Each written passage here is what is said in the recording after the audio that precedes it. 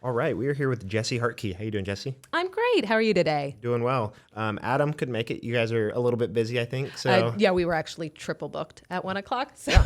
All right. Well, here we are. I'm glad we could talk at least. Yeah. So could you just tell us a little bit about you? Are you from Wichita? Tell us a little bit of your background. Yep, I am from the outskirts of Wichita. I had planned to spend my life within the realm of classical side of music. I'm a classically trained flautist. Decided to take some side roads throughout the years, and I've currently ended up as, I think the term I've used most recently is an independent music advocate. I love it. No, I love that. Okay, so I want to start kind of towards the beginning of Hartke Presents stuff. So start me back then, 2009-ish. Yeah, in 2009, spring of 2009, Adam and I met, and within a few weeks of meeting each other, we quickly began promoting shows together. So our relationship is a really interesting balance of business, music advocacy, and then all the personal stuff as well. For sure. That's super interesting. Super intertwined. Yes. Your work goes home with you. Yeah. So. Yeah. There is no escaping it. Most pillow talk has to do with various business ventures. Oh yeah, no, I get that. My wife and I do Wichita Life, and so that's a lot of it as well. Especially since I've got a actual day job, so it's like our free time usually ends up talking about that kind of stuff. Yep. So I get that. Can you talk a little bit about the some of the stuff you did early on? So like First Friday, that kind of thing. So I think people are familiar with Final Friday being kind of the art gallery type stuff, but this was like a kind of a different take on that. Correct. Yes. In 2009, we launched First Friday, part of something that at that point was called Rock ICT. It was really like community activation around live music. So at that point, there were not many outlets for local bands to have a lot of ways to create a larger audience base within Wichita. You know, we had a lot of places that would have cover bands. You'd have the larger touring acts coming through it, like the Cotillion and such like, but there weren't a lot of smaller clubs that were really geared towards live music, live original music. And so that was our intention with First Fridays, getting more eyes and ears onto the amazing music that happens on a smaller level, you know, bands that can draw 200 or less. Sure. So there's so much beautiful content that's created there that historically our market has not seen or appreciated, and that's always been guiding what we do, is how to get more resources to those smaller acts. For sure. And I think it's interesting, like 2009, 2010, that wasn't that long ago, but it was also like forever ago. Yeah. So it's weird to think about, like, I mean, just the rise of social media. Like, I don't know if Instagram was even around back then, but it's like, and TikTok obviously wasn't around, which is huge for music now. Yep. But it's interesting to see, like, yeah, there's so many more options now, but you were kind of on the forefront, I guess, of helping provide for some of those smaller acts. That's really cool. Yeah. It was definitely, it does feel like a lifetime ago. It was pre-social media, pre-smartphones. So it was a very different experience trying to get eyes and ears on those acts, but it's still the same. Whereas social media is a new outlet for artists, it doesn't really provide them with as much of a sustainable platform as is generally attributed to, right? There's not much financial reward for that. Like, how many thousands of streams does one have to get to equate to $1? Right, for sure. Well, I heard something the other day. It was talking about like streaming versus CDs. And I think it was like, you sell one CD, I don't know, you'd get a few dollars or whatever the artist would, compared to the label or however it works. But now streaming, it's like you have to get like, I don't know, 10,000 or 50,000 streams to equal one CD sale or something like that. Yeah, I actually, my brain refuses to remember the exact number because it's so depressing. Yeah. And those DSPs are constantly changing the algorithms for payouts. And there was recently a change that for those artists who have, I believe it's 5,000 monthly listeners and less, they're going to get a smaller payout, whereas they are bumping it up to the larger artists. Which is funny. You think it'd be like, okay, let's help the smaller guy. Absolutely not. So funny. That is why I'm an independent music advocate, because there is very little attention paid to the emerging artists, which is going to be at a huge detriment to the overall ecosystem in the long run. Sure. And we'll definitely talk more about that. Next, I kind of want to talk about Wave, Cotillion, talk about that side of the venue side of things. Yeah. So, 2009, we started First Friday. We started, promoting some shows. We did that for the next few years, growing to larger and larger audiences. And then in 2018, pretty big year for us, in March of 2018, we were able to purchase the Cotillion with a few other entities. And then in September of that year, we also opened Wave. Wow. So yeah, we had a busy year. Pretty fun. So was one of those planned first and then the other one came about? Like, were you planning to build Wave and then the opportunity to buy into the Cotillion? We had been working on the Cotillion Okay. deal for a number of years, and it looked like it wasn't going to move forward. Sure. So then we were lucky enough to have the opportunity to start Wave, but then simultaneously, then it did turn Worked out that out. we were able to purchase. What's the interesting is I think some people would probably look at it like, okay, you're competing with yourself almost, but really it's not a zero-sum game. Like it's No. just bigger for everyone then, which is better. Exactly. That's something that we really try to abide by with all of our business practices is, we aren't competing in an entity such as Wave or Cotillion or any other independent music venue. You can't look at those others as competition because there's enough competition with the larger multinationals. So we have to be able to band together Absolutely. and combine our resources. Yeah. And I think I wrote down a couple numbers, but Wave holds like 569 inside. I listened to an interview from like a year and a half ago. 4,000 outside. What does the Cotillion hold? About 2,000. 2,000. Okay. So how, like if you're reaching out to book somebody or they're reaching out to you, how do you know who to place where? Because they're like similarly-ish sized. Well, and it is, those are actually really great rooms to have within because you can grow an artist, right? So you have somebody that starts out in that 500 capacity room. Yeah. Once they sell that out, move them over to the Cotillion. Yeah. Once they sell that out, come back over to Wave outside. And it is, it can get to be a hairy process, especially agents will try to get the best number possible. Yeah. So a lot of times we've had issues with an agent reaching out to people that work at each individual entity trying to get more money out of the situation. Against, one another. Yeah, that's funny. Well, it works out that you're kind of involved with both then. Yeah, so, and actually, just in this last month, we launched a new business venture called Venunity. Okay. And that's going to be taking over operations of both entities to ensure that, as I stated a moment ago, we can't view each other as competition. Right. We have to be able to combine our resources to be able to withstand the large corporate entities that are trying to take over the whole industry. Yeah. And it's interesting too, because I think they're similar-ish size, like in the same ballpark, but they're very, very different. Like Cotillion, you can feel the history in there. Like it's very cool. The round, there's like so many amazing acts that have played there. Yes. And then Wave already had amazing acts in the first 5 years or so, but it's like just way different. It's so super cool. We're different vibes, and that's to provide our city with, different approaches, right? What I love about independent music venues is they all have their own personality. They're all so unique. Yeah. And so it's so amazing to be able to help bolster that within our community as well. For sure. Absolutely. It's cool too, because I was listening to a podcast with an artist that I'll probably bring up later, but it's interesting the kind of game the artists have to play. Like you have to work your way up. You're like playing the dive bar and then work your way up to the 500 person, like you said, and you kind of like got to work your way up, and it's usually very slowly for people, but some people can kind of shoot up, but it's super interesting to think about that. Yeah, and especially at this point in history, it's a very hard game to play, which again is what we're working towards creating new pathways for that. But it is just like any other job, right? You got to climb the ladder. That's just the way the ladder for artists. The most recent one that comes to mind is like Zach Bryan just sold out Interest Bank Arena and set the record there. And it's like somebody sent me a DM that he was at the Cotillion show 4 years ago or whenever that was. He blew up. That's a very unusual. That was like a hockey stick, crazy. Very unusual trajectory. So more power to him. But you don't see that terribly often. Sure. It is cool to see though. Like we kind of captured him early, right? You kind of caught it and then on the way up and it's like, I don't know if he'll be back to Wichita. He might be doing like the Luke Combs, like Ed Sheeran only stadium tour next time or something. But super cool that we at least had the chance. So yeah. Very cool. So talk a little bit about DTour. So DTour launched in 2021. It was born out of relationships that we formed in 2020.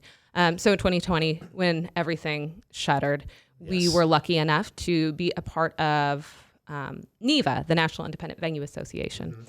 And as that is a trade organization that we were able to do amazing things with, we formed in April of 2020. And by December of that year, we had the largest arts funding investment ever made by the United States government. Yeah. So that was one of the most amazing things that I've been able to be a part of. But as that is a trade organization, there are limitations as to what those relationships can bring to fruition. So we took a number of the relationships we formed within that and created DTour. So it's just, there were 9 founding members from across the United States. And we work together to just give independent venues a bigger voice at the table. So as I alluded to earlier, we are being dominated by multinational corporations that take over 90% of the market share across the country. So how do we create a larger voice for those of us who are still independent? And that's the goal of DTour. Right. That makes sense. That's really cool. So 2020 pandemic was obviously a very hard year. Just a couple years after you kind of started Wave and doing all that. Like a year and a half. Yeah. Yeah. It was awful. That's wild. So luckily, or not luckily, you guys worked for it, but like there was able to be some funding, but like what did March or April through that year look like? Obviously you couldn't have shows. It was so awful. What did your day do? Was it lobbying a lot of time? What did you do day to day? All day, every day. For the first few months, it was trying, to get documents put together, looking for any kind of information that we could utilize, something that the Chicago had done a study in 2019, thankfully, that detailed that for every $1 spent on a concert ticket, there's $12 in ancillary revenue across the board, right? So, and we're not talking about like within the venue, we're talking about within the community. So on hotels, coffee shops, retail. So, we spent the first couple of months just gathering our resources, hiring a lobbyist. I never thought I'd be the person who would be absolutely in love with a lobbyist, but I am. There's a number of amazing humans who do really great work in that realm. Worked out, Yeah. So we found a lobbyist. By the time we hit early summer, we had a letter signed. We had one letter signed by artists with like Dave Grohl, just Jerry Seinfeld, a number of like artists I never thought that would, care at all about what I was working on. So I signed a letter that then went to Congress and the Senate, and then we had a letter that the politicians signed. By July, we had our own standalone bill that independent venues did, which was totally unheard of. People were saying, "Oh, well, the only industries that can get standalone bills are the airlines," and that's true. It's the airlines and independent venues. Wow. So, we were incredibly lucky. Spent the next few months on the phone with elected officials, which is, again, another thing I never thought would happen. Not exactly what you think you're getting into when you get into the music industry. No, not at all. Crafting bill language that would later become the Shuttered Venues Organizers Grant. And so it was an incredibly amazing experience. We were lucky enough that by November of that year, Kansas was one of the first states to give grants to their independent venues. And so that really helped sustain us. In December, we got our federal bill passed, just due to the issues of, the government inherently works at its own pace. So so slowly. So fortunately, we got that money from the state of Kansas, but then we got our national grant in June of 2021. Awesome. Well, I'm very glad you guys survived it, because I know there's probably a lot of places that didn't. So that's really cool. Yeah. No, and it's still a very hard. We all thought we'd get through the pandemic and it would be a whole new world and that would be easier. And it is a whole new world. It is absolutely not easier. Yeah. A lot of entities took the time that COVID provided as a pause and utilized that to strengthen their efforts to snuff out independent venues. So, well, we're still here. We're still here. Yeah, we're hear it. Yep. When we're still fighting hard. Working on a multitude of levels. With DTour, we're still working with our lobbyists to help really create sustainable change. Mm-hmm. But when were you able to open back up? We opened up in June of 2021. Okay, cool. Yeah, very cool. How do you balance when you're bringing in artists? Is that a lot? Is that the Cotillion Wave team doing outreach, or a lot more inbound, this act's going on tour and they're looking for places to play? How does that process work? It's a little bit of both. Generally, if we think somebody's about to go out on tour, then we'll send out some feelers. Yeah. But generally it is an agent will know that, a band they work with is planning a tour, so they'll do outreach, and then we negotiate. And if, we can find a number that we both agree on, then we move forward. Very cool. So indie music in general. Talk a little bit about indie music. How does Wichita fit into that? How is the music scene here? Talk a little bit about that. Yeah, it's a thing. It's a thing I have very mixed emotions about. Historically, we've always had an amazing scene, but it's traditionally been very underground, very under-resourced. but incredibly creative, incredibly productive.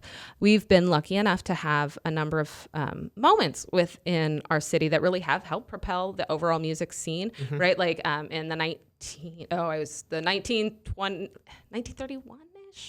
We had the first performance of an electric guitar within our city, right? It's still there. We still have it accessible at the Sedgwick County Historical Museum. In the early 40s, Charlie Parker had made his first recording over in what's now the Farmers and Bakers building. Wow. Right? And those are things that we generally aren't aware of. Right. But those moments were so incredibly important to the overall music history of our country. We also have artists like Rudy Love Sr., who, the Love family have done so much work for not only the Wichita music scene, but also, his work with artists, with like Sly and the Family Stone, he did amazing work that's also propelled the music industry. But as I was saying, most of what we have locally has historically not necessarily been on everyone's radar within our market. Yeah. We've been incredibly under-resourced, but super productive, super amazing scene. One of the benefits that I think we have had being sort of neglected by attention is that our artists are allowed to create what they truly feel driven to create. Yeah. They're not worried about, getting the attention of an agent or a manager. They're going to create music because that's what they feel in their soul. So that is one of the benefits. But I do think we are in a moment of incredible growth within our musical scene. We've got great venues. We've got a couple of good studios within our community. And we're starting to get some really amazing attention. Yeah. So I think we're about to see a decade of incredible growth. I love that. Does the attention come from those local acts that are able to go on tour, or is it just kind of the power of the internet? How is most of the attention? Yeah, I mean, some is garnered, online socials. While we can get a lot of like short-term attention, it's generally a blip. It's spike, just yeah, and so that's not really a sustainable form of creating, eyes on a scene or a band. Sure. So yeah, it's a lot of like people getting out of this town and playing stages across the country. We've got just within Midtopia, we have 3 bands going out on tour in the next month. Very cool. Yeah, right now, as of like right now, like Rudy Love and the Encore heading out to Seattle this afternoon to go play a festival out there, Black and Loud Fest. Love it, so they're going to create great networking there. Social Cinema is about to go on a great support tour in November out west. So we've got a lot of great opportunities coming up for artists in our community to really help like proselytize what Wichita can do. For sure. Anecdotal story. My brother, he went to Missouri State. He played football out there, but they would go to, local dive bars or whatever and have a drink or two and listen to live music. And he's like, I was just listening to this band from Wichita, and then it was Pretend Friend. Oh, awesome. And so he's like, I love them. And so he's actually moving back in about a year after, or for med school. But awesome. He was just talking about how much he loves them. And it was like, he happened to be at this bar in Springfield. Now he like listens to them on Spotify and like can't wait to move back so he can watch them more often. And so. Yeah, exactly. We have, not only artists that really permeate the overall music industry, but like just music workers. Yeah. We have so many people that are from Wichita. Mm-hmm. Blackbird Studios out in Nashville. It's one of like the leading studios. It's John McBride. He's from Wichita. Oh, see, I didn't even know that. Yep. That's very from cool. Wichita, started his career here. Used to do sound out at the Cotillion. Wow. That's so cool. Yeah. It's going to be interesting. Fast forward, especially after this kind of decade of growth that you mentioned. Like, I'm sure there will be a lot of people that end up leaving Wichita at some point. But like all of the roots, it'll be interesting to see how everything's intertwined. And it's like, I knew so-and-so 15 years ago in Wichita. Now they're big time or whatever it is. And it's going to be cool to see. Exactly. Yeah. And our goal is how can we create it in a way that people can stay here? How can we create resources just due to, one of the silver linings of COVID is not everyone has to be in those large major markets, to facilitate whatever it takes for growth. Yeah, absolutely. I have a kind of a 2-part question, but how do you balance bringing in like the big artists, which a couple, just name dropping a couple that have been to like Wave somewhat recently, Snoop, Wu-Tang Clan, Dropkick Murphys, Jelly Roll, etc., Sugar Hill Gang, Incubus is I think coming up, or was it recently? Yeah. How do you balance those with like promoting the small artists, and then also kind of touch on, I've heard you talk about kind of importing versus exporting music. Yes. So those bigger artists, those are the ones that pay the bills. Yeah. the realm of live music, it's, people tend to think that it's very profitable, and it is. We gross a good amount of money, but it's also, we have a lot of expenses. Sure. And so it's really what can we afford to promote on the smaller level? Yeah. To really balance out those bigger, what we can bring in revenue rise on the bigger shows. Like I alluded to earlier, we have to focus on those smaller acts because if you need to have a sustainable pipeline. You can't only focus on those bands that have already blown up because they'll age out at some point. And so how do we continue to foster growth to get newer bands up to that same level? That makes sense. Kind of all of this brings us to Midtopia. Yeah. What is Midtopia? Where did the idea come from? Tell us a little bit about that. So Midtopia is something that Adam and I, along with a number of other people within the music scene, Rudy Love Jr. has been very influential. Marquis Nunley, who's our studio manager and also drummer in Rudy's band. Just a number of people. I'm blanking on the rest of the names. Sure. But there's a number of people that we've worked with for the last 15 years and really seen the ebbs and flows of our music scene. So as I mentioned, we've never lacked for talent and creativity, but we've always lacked for resources. And so we'll see amazing growth within artists, but they aren't able to pay their electric bill. And so we see them, dropping out of the music scene, going and getting jobs that, do pay the bills, but doesn't allow time for musical growth. And so that's always been gut-wrenching to see because it doesn't necessarily bring those artists happiness. Sure. And so it's always been our goal to how can we create a sustainable pathway for musicians within not only our community, but also nationally. The entire industry is a hot mess right now, if we're being honest. Yeah. So how can we create, the goal of Midtopia is how can we create alternative pathways towards sustainable goals for not only artists, but the music workers and professionals also within the industry. Okay. Yeah, that's interesting. So breaking that down a little bit, historically, how have artists made money, or like what's the biggest chunk, touring versus streaming or CDs, that kind of stuff? And then how are you guys, what are the new avenues? What does that look like? So historically, artists could achieve revenue streams, with touring or with sales of albums. Merch is always a good option as well. You can get placements within movies and TV shows. There's always a number of ways to incur income. They're not always as accessible, Sure. For everyone as some others. But with the rise of streaming platforms, that has completely killed the ability to create income off of recorded music. Right. And so that's creating issues not only for the artist proper, but for a number of music workers within the industry as well. So anybody, if whereas recording would be sustaining a large part of the music industry, and recording is still very necessary, right? Like labels are still a big thing. There is much less revenue creation available just due to, people aren't buying albums as they had historically. People, Spotify, Apple Music, Amazon Music, those are all in the moment much easier options as a consumer. Yeah, absolutely. Yeah. And so, but, if you're paying, $10 or $12 a month for all of that access, that is a very small amount of income available towards a vast, there are 60 to 100,000 songs being uploaded to DSPs every day. And it's constantly growing. However, that income is not. So currently, most revenue within the music industry is hinged on touring. So there are more hands in the pot in terms of touring currently, while we're also seeing higher cost of goods, higher cost of transportation. So we're needing to revise the way the whole industry works, not just in Kansas, but across the board. Sure. And that's what we're working towards. We're exploring new options. We're doing a lot of experiments. We don't have any one golden ticket at this point to how can we rework this.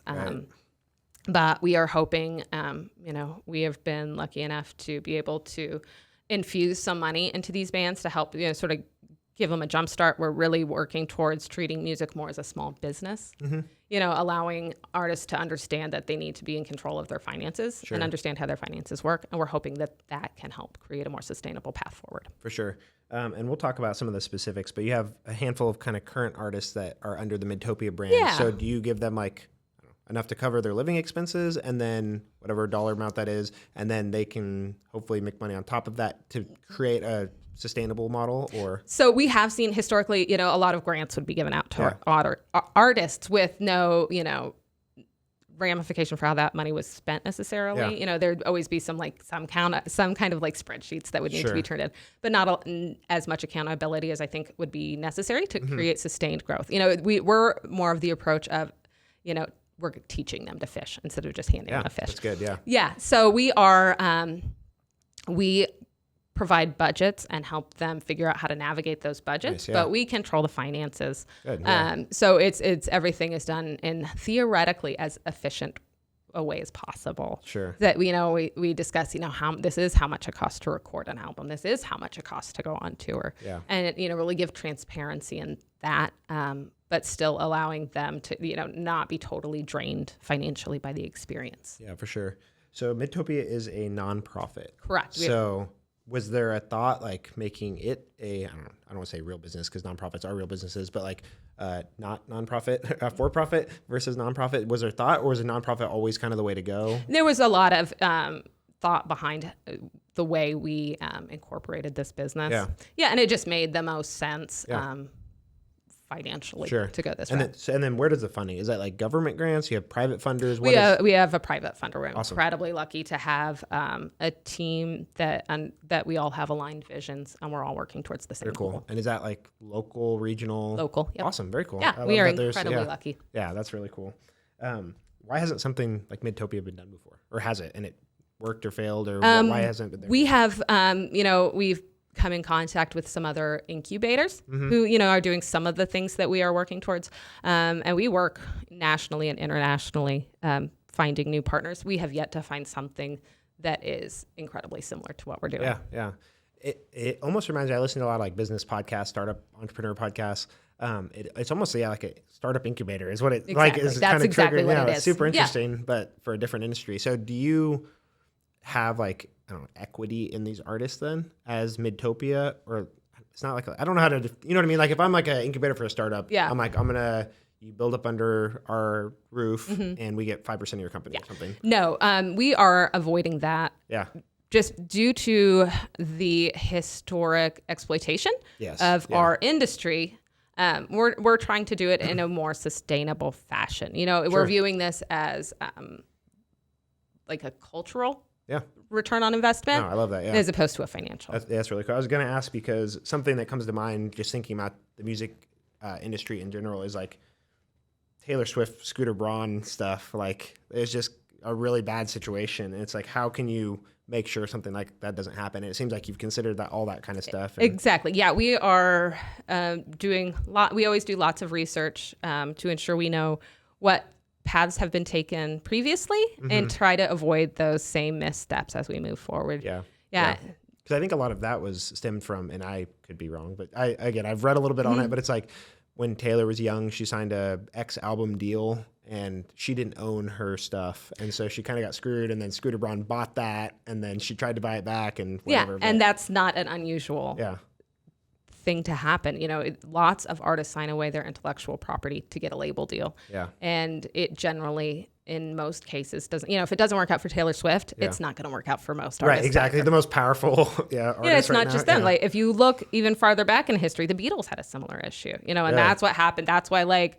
Paul McCartney and Michael Jackson had beef in the 80s due to... Oh, I do remember reading about that. Yeah, that's super interesting. Yeah, like it's happened since the beginning, basically, if you look back at the whole history of what we think of as the music industry, it's based off of very illegal business processes, like the mob pretty much founded the business industry. And then it makes total sense when you see how it continues to maintain. And so that's just, we are in a very turbulent moment in our culture. So we're like, okay, let's if we're going to have all this turbulence, let's see what we can remake in the midst of it. For sure. And I love it. Again, it's in my head, it's just like the startup incubator idea, but a better version for a different industry. I love it. Exactly. It's so cool. Yeah, I mean, due to a number of constraints, I can't technically call it, as it's a nonprofit, we can't technically call it a business. Sure. But it's not a business. Quote unquote. But I do think it's incredibly important for artists to understand how business works. Absolutely, because I think part of our issue with our overall culture is that art has been totally cut off from the realm of business, you know, the way people view things intellectually, at least. Because there's a whole music business to it. Yeah. Creators have historically been cut off from that. Yeah. And I think that that's absolute junk. Yeah. Right. Like, absolutely. So we're just trying to help people understand the process more. And I think it's important for people like you to step in that you do understand the business side of things, from running venues and doing all of that. But it's like an artist, like they might just be really talented that love music. Like they need to understand business, but like they haven't needed to or haven't had the chance because they've been so focused on other stuff to like really dive in. So it's cool that you guys exist to help with that. Very cool. I was looking at the website and it looks like you have fairly large team, like a lot of roles. How did all those people come together? Are those just people that were already in the local music scene, and are those paid, volunteer? What does that look like? I believe everyone that's listed on our website is paid. That is something we are very, we have a lot of strong emotions about, is especially in the arts, many people are encouraged to donate their time for exposure. Yeah. And the electric company doesn't care how much exposure you get. That. Yep. So we are always very adamant that, you know, if somebody is going to contribute to the process, we should contribute back. Yep. So everybody, we have, I believe we're currently sitting at 16 staff members. We're about to grow. We're about to add a few other positions. So that's going to be super exciting. But yeah, everybody on the team, we pay them for their work. We have, it takes a lot of effort to, essentially what Midtopia is a record label, touring agency, and we also have a management arm. So it takes a large amount of people to run all of that. And we're really lucky that we have really hardworking, smart folks who want to be on this crazy path with us. Kind of different specialties, so you do need a lot of people. Yeah, we have recording engineers, we have a videographer, project manager who makes sure we all maintain our deadlines and get everything done. We have booking staff, we have social media strategists, we have a marketing team, a marketing director, a branding manager, director of graphic design. So just a bunch of us working together. Yeah. So you mentioned the kind of budgeting and kind of walking them through that. Practically, what other kind of steps or aspects of the process are you teaching some of the artists? We are trying to be as transparent with every element as possible. So like merch production, like how do you go about getting merchandise created? Like how do you find a contact to get t-shirts printed up? How do you get the graphic design to put on the t-shirt? What should you sell that for? Right. What is the return on each of those shirts? That kind of stuff, just all of those different elements. What does it take to record an album? All of those elements. We're trying to provide as much information as anybody can take in. Yeah, for sure. So I was listening to a podcast. It's called My First Million, and they talk about entrepreneur business stuff. But they had a guy named Connor Price on. You probably haven't heard of him. I think he's like a TikTok star or something. But it's super interesting. So all of his Spotify, he got really big on Spotify. I don't know, like 6 or 7 million monthly listeners. But the way he got big was doing like these skits on TikTok, and then the music will go viral on TikTok and stuff. It's super interesting to think about, and I don't know if it's even applicable here really, but it's like he thinks of like, I don't know, he's almost like playing to the algorithm more than maybe what he would actually want to create, which sounds like what they're doing here. But it's just interesting because he can see a spike in Spotify, which is also revenue for him whenever he puts out a video. But he thinks of like the hook first, and all the songs are like 2 minutes long, strategically for more listens and everything else. But it was just kind of interesting to see. And he went into the writer versus the masters versus who owns what and all this stuff. And he's independent for a reason because he wants to control all that. Because he's like, for a lot of people, streaming, they won't make money because they are signed to a label and they get, 10% of the the 4 cents you get. Exactly. But he gets all of it. So it's like he's doing really well for himself. But it's kind of interesting to think of, like, there's so many things to think about. Yeah, it's a very layered business model. I like to refer to it as 3D chess. Yeah. You're having to, ensure that you're seeing how all of those different elements are interconnected and working in tandem. Yeah. It can get really intense, but it's fun. Yeah, absolutely. There was something, I don't know how long ago it was, but at Ladder to Treefort. Yeah, we did that in March of this year, 2023. Yeah, so how did that go? Can you talk a little bit about that? Yeah, that is, so it's one of our NEVA associates, runs the Treefort Festival up in Boise, Idaho. Yeah. And a number of our artists had specifically mentioned they wanted to get on that bill. So it's like, okay, well, let's make it happen. That's so cool. Yeah, I'm in the kind of the email newsletter game. So I send out an email newsletter a few times a week. And there's a local from Boise is the newsletter up there. It's like the Wichita life of Boise. Oh, awesome. And so I've been in contact with the girl that writes that, but she also works, her full-time job is working for Tree Fort. So then awesome. it was so cool to see like when Midtopia was involved with that, and I was emailing her, I'm like, this is so cool. Like this, the random connections. And yeah, it's definitely this kind of stuff illuminates how small of a world it is. You know, we were hoping to make it out for the tour. We weren't able to go on the full tour, you know, because we had to stay here and like, you know, helm everything. But we were planning on flying out. Our flight got canceled like as we showed up to the airport. There was no ability to reschedule, so we were really bummed we weren't able to be there. But fortunately, you know, one of our DTour friends was there, and he made sure that all of our bands were taken care of. So cool, yeah. So it is a small world. I love that. But yeah, talk a little bit about kind of limiting, like I don't know how you view it as like a class or cohort, or you only have a few bands right now. So can you talk a little about first who they are, give them a shout out? Yeah. But then like how do you decide how many's too many, how many's not enough, that kind of thing? Yeah. Well, currently we're working with 4 bands. So Rudy Love and the Encore, just people we've worked with for 15 years. We actually put Rudy out on tour well over 10 years ago, and we're very excited that now we're doing it in a whole different realm where people can sleep on beds and eat something more than ramen. So we have Rudy, we've got Social Cinema, The Caves, Q and them, just all amazing artists, great people. This has been our first year, and so we felt that 4 was going to be a good way to get our toes in the water, figure out our systems, get our processes in place. We are about to start year 2, and at this point, we are hoping to expand our roster and our offerings. We are also hoping to, in the next few months, offer a la carte services to artists locally and nationally. To just, for a nominal fee, offer them maybe some time in the studio, some help with marketing, assistance with distribution. For sure.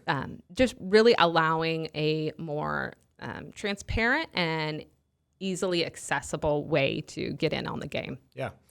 Do these current bands, do they graduate, and are they like Midtopia alumni then that can then help support and then not quite as involved, or how does that work? Like, correct. Yeah. At this point, they haven't graduated at this point, but yes, at some point they will graduate out of the program, and then theoretically, they'll have their legs under them a little bit more steadily, and then they can, if they'd like, they can still access those a la carte services and continue to maintain their independence while still having access to the resources necessary. Amazing. Yeah. Which is super important.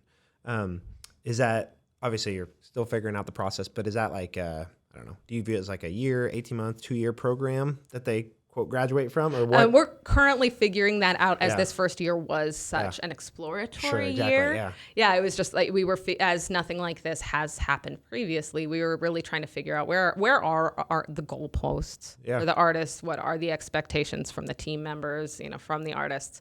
So we have sort of viewed this previous year as like year 0. Yeah. I love that. Yeah. And then we're really, it's like, oh, okay, now we know what we're doing. These bands were kind enough to let us, run these experiments with them. Yeah. So at some point they will graduate in the future. Yeah, sure. Well, it's interesting too, because like everyone probably comes with either different experience or different levels of wherever they're at. Because like, I don't know, like Rudy, for example, may have been making music for 20 years or something. But there might be somebody they've been around for 2 months or whatever that looks like. Yeah. And that is part of the fun, is figuring out, what are the needs of the different individuals. Yeah. Something I'm always talking about with my team is how are we efficient, but still adaptable. Yeah. So how are we able to, be able to crank things out, but also work with those with different, everybody's going to have a different set of needs. Yeah, absolutely. So you mentioned year 2 is kind of coming up, but what's next for Midtopia? Just continue to build on this success so far? Yeah, we are hoping, what our goal is we are going to really institute our learnings from, this first year 0, and apply that in a more systematic way, in a systematic fashion. For sure. What did I not ask you about Midtopia or the music industry here? I don't know. I can't go on about the music industry all day. But it's just, I think the overall goal with everything we're working on with NEVA and with DTour and with Midtopia is how can we make this more sustainable? How can we make it more equitable? How can we lessen the exploitation and make it accessible for those who want to participate? Perfect. I love that. I got a few more questions that I've kind of cherry picked from other podcasts, kind of taking a left turn. But what is something that you often recommend to people? So it could be music or a movie or podcast or book or anything like that. What's something you often recommend to people? I don't know if I have like a source, but I would say be authentic and trust your gut. Yeah, I love that. No, that's perfect. What is your favorite failure in any aspect of your life? Oh, I love failure. I mean, I say I love failure. The moment I don't at all. I don't know if it's a failure, but like, I think like COVID, right? Like COVID could be seen as a failure. Like on the surface, it was like a monumental financial failure that entire year, right? I hope this doesn't sound callous, but it was the best thing that ever happened to me. I got to meet my family. All of those relationships that we were able to foster with the development of Neva, those are my people. Those are my best friends. Those are the people who I know if anything happens with any of our entities, I know they have my back. They will help me figure out a path forward. Right. So yeah, without sounding callous to all of the horrible things that happened due to COVID was the best thing, best failure ever. No, I believe it. I mean, there's definitely a silver lining. I think if you can survive the hard times, like you're going to come out stronger. So that's awesome. And I mean, again, obviously most people probably wish the pandemic didn't happen, but it's like there wouldn't be all these great things if it hadn't happened. Exactly. So Flip side, what is your definition of success? If I can sleep through the night, it's a success. I've done something right. Things are working well if I can sleep all the way through the night. Perfect. Even with the pillow talk about everything going on at the business. I very rarely sleep all the way through the night. Tell me about a life motto you live by, or what is some of the best advice that you've received? I'm trying to make it podcast friendly. When you work in the music industry, you accumulate quite the vocabulary. Go for it. Just go for it.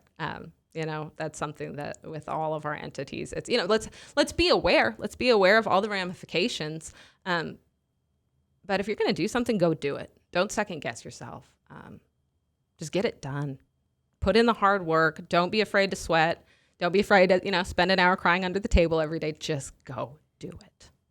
I need to put that on a poster or something. You got me ready to run through a wall over here. What is a habit that you've developed over the past few years that most improved your life? Avoiding procrastination. Just, again, it goes back to that statement. Just do it. Yeah. Don't be afraid of the ramifications of making a mistake. You're going to make a mistake. You're going to fail. But then you're going to learn and you're going to be able to do it better the next time. And maybe it won't fail. Maybe you will succeed and maybe amazing things will happen. But don't let that fear of failure stop a person. Agreed, 100%. The last couple are just specifically about Wichita. So what is your favorite part of Wichita, or what is a hidden gem in Wichita? This isn't unexpected, but our music scene. Yeah. Yeah, I have like a number of us. I have a very nuanced relationship with our community, right? Sure. But something that never, just the talent that comes out of the city, with no expectations, it blows me away. The kindness of that community, especially the just the love and compassion. And, I know it doesn't apply to everybody within our music community, but there are a lot of people who are willing to help one another out and ensure that, we all are helping each other and creating a better community for all of us. Yeah, I love that. That just kind of triggered something in my mind, but thinking about just the talent in general in Wichita, not just music, but all of our talent. It's like crazy. We have several guys in the pro NFL, and it's I don't know I think Wichita needs to be better about recognizing what we have in here, whether it's music or these athletes or incredible businesses that are here. I think people just go about their day with their blinders on and don't realize what is here in Wichita. Exactly. I frequently talk when I'm talking to people outside of our community. I just say Wichita has a self-esteem issue. Yes, it really does. We think we're this terribly boring place with nothing to do and nobody to talk to.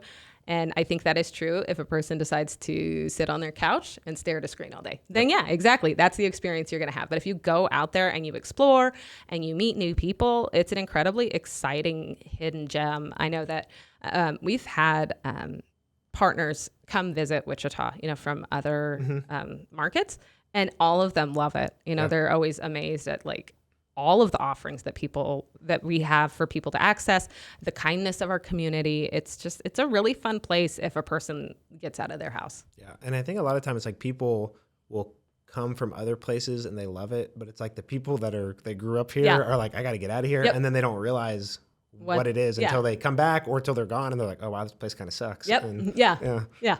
For sure. Is there anything you wish Wichita had that it doesn't, or what would you improve about Wichita? Besides the self-esteem That's issue? it. That's the main. I mean, I guess I could say like mountains. Yeah.